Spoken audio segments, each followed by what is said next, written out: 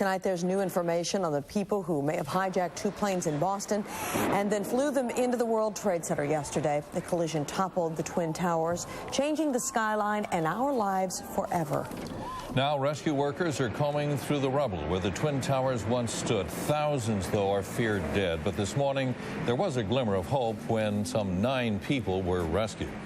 Here's what we know so far at this hour. 266 people died on board the airplanes. Between 100 and 800 people died at the Pentagon, and thousands are feared dead in New York City. In Boston, police have detained 3 people from the Westin Copley Hotel.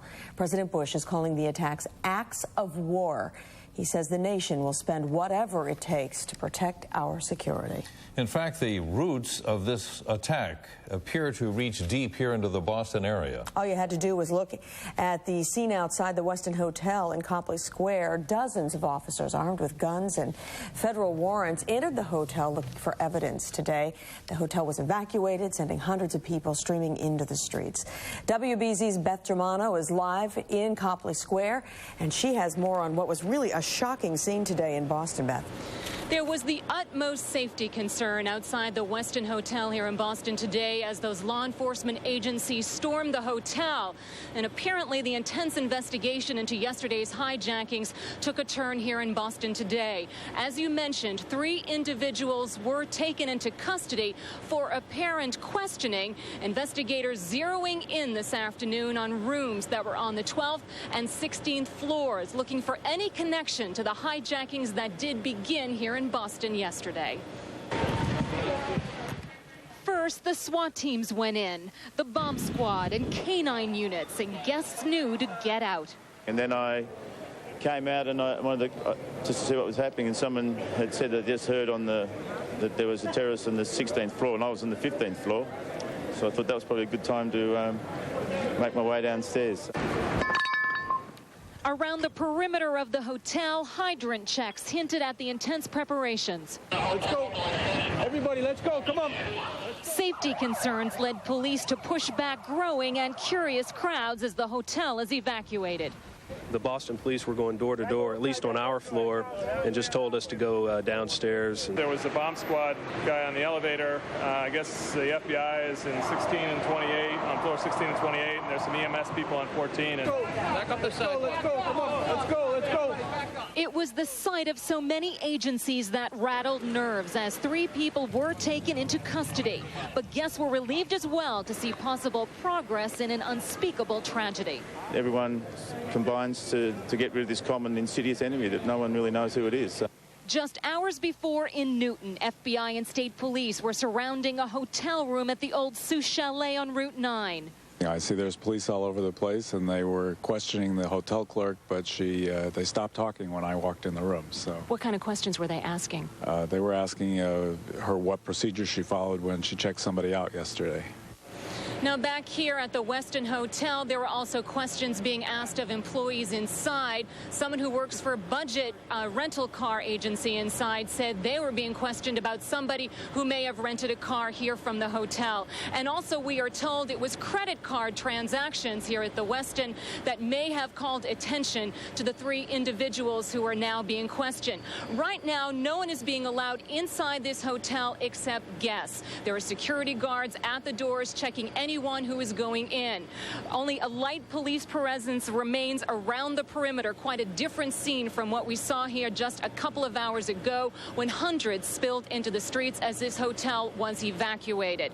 But again, only guests are being allowed in right now. Reporting live from the Westin, I'm Beth Germano, WBZ 4 News. Kim and Jack. All right, Beth, thank you. An Amtrak train from Boston to Washington was stopped and searched in Providence. We do know the police arrested one man. They charged him with carrying a knife. Now, the man was taken into custody by police.